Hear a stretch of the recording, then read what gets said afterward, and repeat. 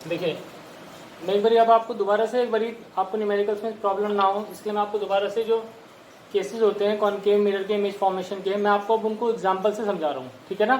जैसे हमारा जो पहला केस होता था, पहले केस में हम पढ़ते थे कि when object at infinity, when object at infinity the image is form at focus, focus पे बनती है ना इमेज, ठीक है। ये चीज हमें पता है कि जैसे कि हमारा मिरर है, ये हमारा क्या है, प्रिंसिपल एक्सिस है, यहां से इस तरह से कोई दो रेज आ रही हैं, ठीक है ना। ये इस तरह से दो पैरेलल रेज आई, तो इन दोनों का रिफ्लेक्शन होता है, तो रिफ्लेक्शन के बाद ये इमेज बनती है, ये इमेज बेसिकली बनती है फोकस पे बनती है, ठीक है ना। अब देखिए, पोल से फोकस तक की लेंथ को हम बोलते हैं फोकल लेंथ बोलते हैं, ठीक है ना।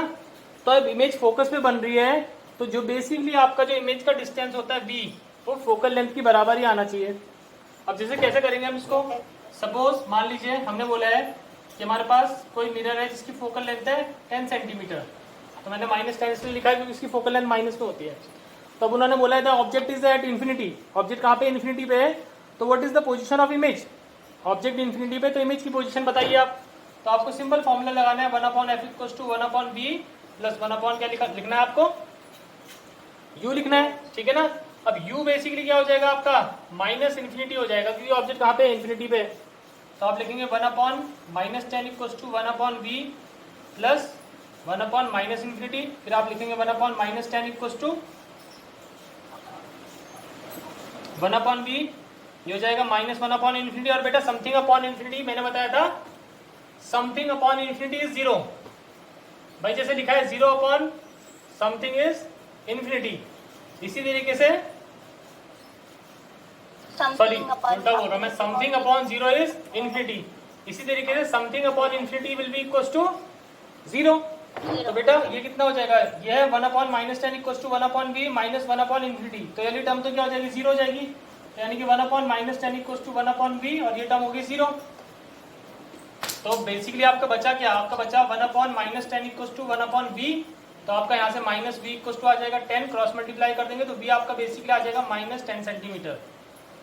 तो ऑब्वियसली जो इमेज का डिस्टेंस है वो किसकी बराबर है, फोकल लेंथ की बराबर ही तो आया, तो इसका मतलब इमेज कहाँ पे बन रही है, image is formed at focus. Okay, समझ लो ना मैं क्या केस डिस्कस कर रहा हूँ, मैं सेकंड केस डिस्कस कर रहा हूँ जिसमें हम क्या करते हैं, ऑब्जेक्ट को कहाँ पे रखते हैं, कर्वेचर के पीछे रखते हैं, और हमारी इमेज कहाँ बनती है, बोलो, कर्वेचर के बीच में, फोकस और कर्वेचर के बीच में।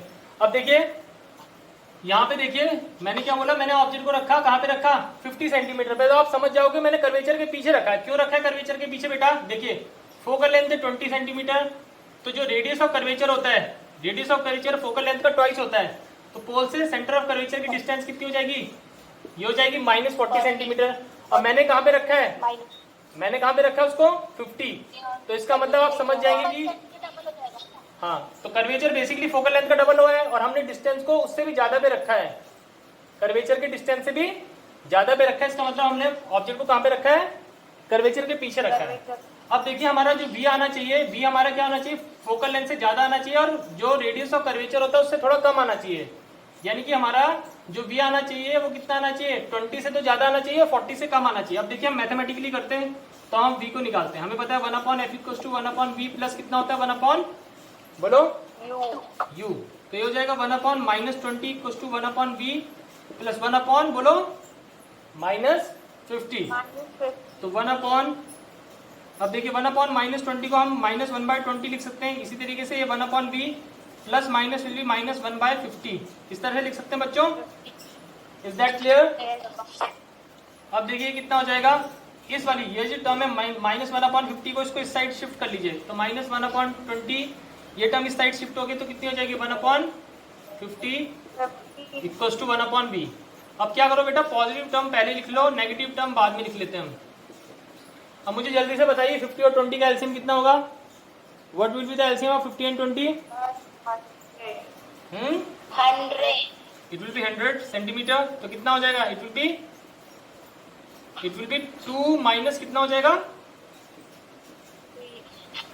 Sorry 2 - 5, it will B 2 minus 5।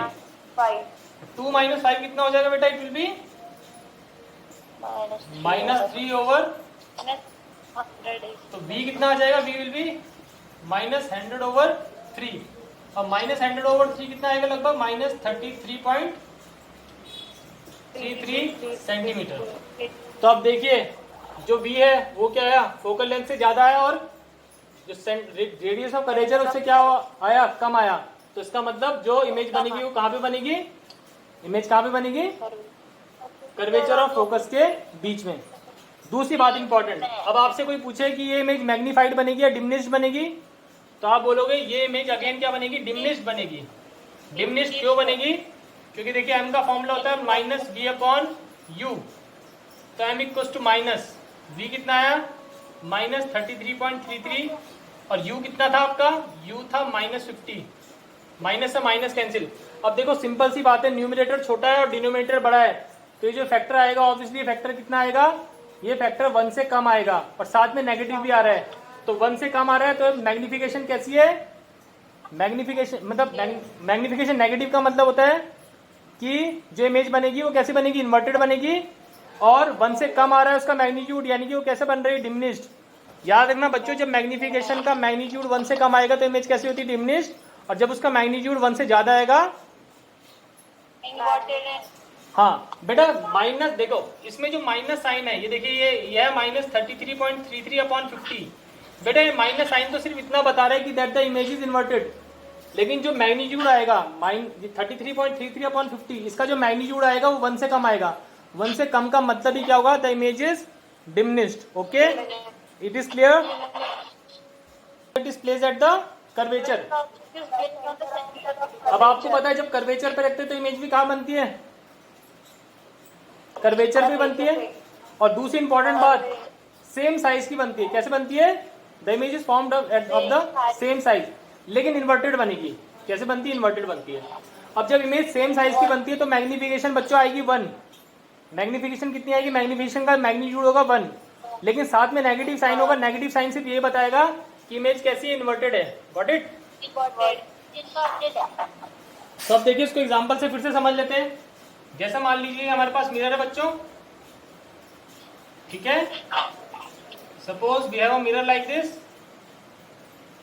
ये इसका पोल हो गया, ये इसका फोकस हो गया, ये इसका कर्वेचर हो गया। अब सपोज उन्होंने फोकल लेंथ दे दी हमें बेटा, उन्होंने बोला फोकल लेंथ है माइनस 15 सेंटीमीटर है। कितनी है फोकल लेंथ? बोलो। Minus 15 centimetre is the focal length. तो बेटा जो पोल से ये जो सेंटर ऑफ कर्वेचर का डिस्टेंस है, मींस रेडियस ऑफ कर्वेचर कितना हो जाएगा? बोलो। आर कितना हो जाएगा? बोलो। फोकल लेंथ का ट्वाइस हो जाता है ना, ठीक है ना? ठीक है ना?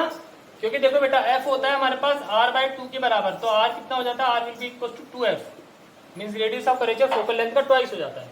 अब आपको पता है बेटा ये कर्वेचर है, हमने क्या करा है? ऑब्जेक्ट को यहाँ पे रखा है, कर्वेचर पे रखा है, तो इसकी इमेज भी कर्वेचर पे बनती है। ठीक है, कहाँ पे बनती है इमेज? कर्वेचर पे। तो अब आप देखेंगे कि इमेज का डिस्टेंस जो कर्वेचर, जो रेडियस ऑफ कर्वेचर है उसकी बराबर ही आएगा। देखो हमने ऑब्जेक्ट को कहाँ पे रखा है? कर्वेचर पे रखा है, यानी कि ऑब्जेक्ट का डिस्टेंस है -30, तो इमेज का डिस्टेंस भी -30 ही आएगा। अब देखो मैथमेटिकली कैसे करके देखेंगे हम? लिखेंगे 1/f = 1/v + 1/, बोलो u। 1/f कितना? -15। 1/v + 1/u कितना बोलो बेटा? कितना हो जाएगा? -30, क्योंकि हमने ऑब्जेक्ट को कर्वेचर पे रखा है ना, तो जो रेडियस ऑफ कर्वेचर हो जाएगा वही ऑब्जेक्ट का डिस्टेंस हो जाएगा u, यानी कि -30 सेंटीमीटर। ठीक है बच्चों, अगेन आप कैलकुलेशन करिए। -1/15 = 1/v + माइनस विल बी -1/30। ठीक है, फिर हो जाएगा हमारे पास -1/15 = 1/v। अब देखिए टर्म को शिफ्ट कर लीजिए पहले, ये टर्म इधर नेगेटिव इधर आके पॉजिटिव हो जाएगी, तो -1/15 + 1/30 = 1/v। अगेन पॉजिटिव टर्म पहले लिख लीजिए, नेगेटिव टर्म बाद में निकलेंगे। 30 और 50 का एलसीएम कितना हो जाएगा बोलो? What will be the LCM? LCM आ जाएगा हमारे पास 30 आ जाएगा एलसीएम, ये हो जाएगा 1 - बोलो 2, तो 1 माइनस 2 अपॉन 30, तो 1 माइनस 2 का मतलब कितना होता है, it will be minus 1 upon 30, 1 upon b, तो ये आ जाएगा बेटा माइनस बी विल बी 30 या b will be minus 30 centimetre. तो ये केस क्लियर हो गया बच्चों आपको, बोलो। अब तो आपने देखा जो b किसके बराबर है, b हमारा u के बराबर ही आया, यानी कि जहां पे ऑब्जेक्ट है इमेज भी वहीं पे बनेगी। अब देखिए मैग्निफिकेशन भी देख लेते हैं। अब देखिए इस केस में जो इमेज का साइज और ऑब्जेक्ट का साइज सेम होता है, तो मैग्निफिकेशन बेसिकली हमारे आएगी 1, मैग्निफिकेशन का मैग्नीट्यूड आएगा 1, साथ में negative sign means inverted is the image is inverted. तो देख लेते हैं ये आ रहा है कि नहीं आ रहा। हम फॉर्मूला लगाएंगे m equals to minus v upon कितना लिखेंगे, m इक्वल्स टू लिखेंगे हम माइनस वी अपॉन यू। तो m इक्वल्स टू ये देखो ये नेगेटिव साइन ऑलरेडी बाहर होता है, v है हमारा माइनस 30 और u है हमारा अगेन माइनस 30, तो माइनस से माइनस कैंसिल, 30 से 30 कैंसिल, तो m इक्वल्स टू ये माइनस साइन तो ऑलरेडी होता है, तो m आपका कितना आ गया -1। गॉट इट बच्चों, is that clear? Next case is when the object is placed at the, ये आपका फोकल लेंथ, तो ये फोकस हो जाएगा, ये आपका कर्वेचर हो जाएगा। हम ऑब्जेक्ट को यहाँ पे कहीं रख रहे हैं, ये ऑब्जेक्ट है हमारा ए बी, यहाँ पे हमारा कहीं ऑब्जेक्ट है बच्चों, ठीक है। तो आपको पता है इस केस में जो इमेज बनती है वो कर्वेचर के पीछे बनती है और एनलार्ज बनती है, कर्वेचर के पीछे बनती है एनलार्ज बनती है। अब देखो सपोज बेटा अगेन मैं ले लेता हूँ, मैं फोकल लेंथ ले लेता हूँ इस केस में -10, सपोज कितनी ले ली मैंने फोकल लेंथ -10, और रेडियस ऑफ कर्वेचर कितना हो जाएगा बच्चों इस केस में, बोलो। फोकल लेंथ का ट्वाइस होता है रेडियस ऑफ कर्वेचर, तो हो जाएगा -20। अब हमने ऑब्जेक्ट को कहाँ पे रखा है बच्चों, हमने ऑब्जेक्ट को रखा है दोनों के बीच में रखा है, तो हम इसको मान लेते हैं ऑब्जेक्ट का डिस्टेंस हम u को ले लेते हैं, बोलो -15 सेंटीमीटर। अब मुझे बताओ बच्चों v कितना आना चाहिए, बोलो। v आपका आना चाहिए 20 से ज्यादा, कितना आना चाहिए v आपका, बोलो, क्योंकि कर्वेचर के पीछे बन रही है ना इमेज, तो v कितना आना चाहिए 20 से ज्यादा। आप देखते हैं कि आता है कि नहीं आता। देखो 1/f equals to 1/v plus 1/u, 1/ कितना हो जाएगा 1/ -10 equals to 1/v plus 1/ minus, बोलो 15, ठीक है। तो ये हो जाएगा 1/ -10 equals to 1/v and plus minus will be -1/15, ठीक है बच्चों। फिर ये वाली नेगेटिव टर्म है, इसको इधर ले लो, ये है -1/10, ये नेगेटिव टर्म इधर आके प्लस आ जाएगी, प्लस 1/15 इक्वल्स टू 1/v। अब प्लस वाली टर्म को पहले लिख लीजिए, -1/10 इक्वल्स टू 1/v। अब बताइए 15 और 10 का एलसीएम कितना हो जाएगा, बोलो। 30। द एलसीएम विल बी 30, ये हो जाएगा 2 माइनस, बोलो 2 माइनस कितना हो गया 2 माइनस 3, तो कितना हो जाएगा बोलो बेटा, -1/30 इक्वल्स टू 1/v। तो v बेसिकली आपका आ जाएगा -30। अब देखो v कितना आया बेटा आपका -30 आया, तो आया ना, इसका डिस्टेंस रेडियस और कर्वेचर से ज्यादा है ना, इसका मतलब इमेज कहाँ बन रही है, कर्वेचर के पीछे बनेगी। और देखो इस केस में जो इमेज बनेगी वो कैसी बनती है, इनलार्ज बनती है। इमेज कैसी बनती है, तो जो देखो जो मैग्निफिकेशन का, अगेन मैग्निफिकेशन का जो मैग्नीट्यूड है वो 1 से ज्यादा आएगा, लेकिन नेगेटिव साइन के साथ आएगा, ठीक है। 1 से ज्यादा आएगा लेकिन विद नेगेटिव साइन। तो देखिए m कितना हो जाता है, अगेन -v/u, ये तो फॉर्मूले का माइनस है, हाँ।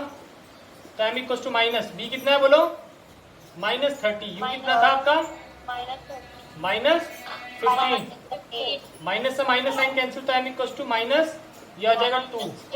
तो देखिए मैग्निफिकेशन क्या है, मैग्निफिकेशन का मैग्नीट्यूड देखो, मैग्नीट्यूड तो 1 से ज्यादा आया लेकिन नेगेटिव साइन के साथ, तो मैग्नीट्यूड 1 से ज्यादा, यानी कि इमेज इनलार्ज बन रही है, और नेगेटिव साइन ये बता रहा है कि इमेज इन्वर्टेड बन रही है। Got it? Is that clear बच्चों? Yes, sir.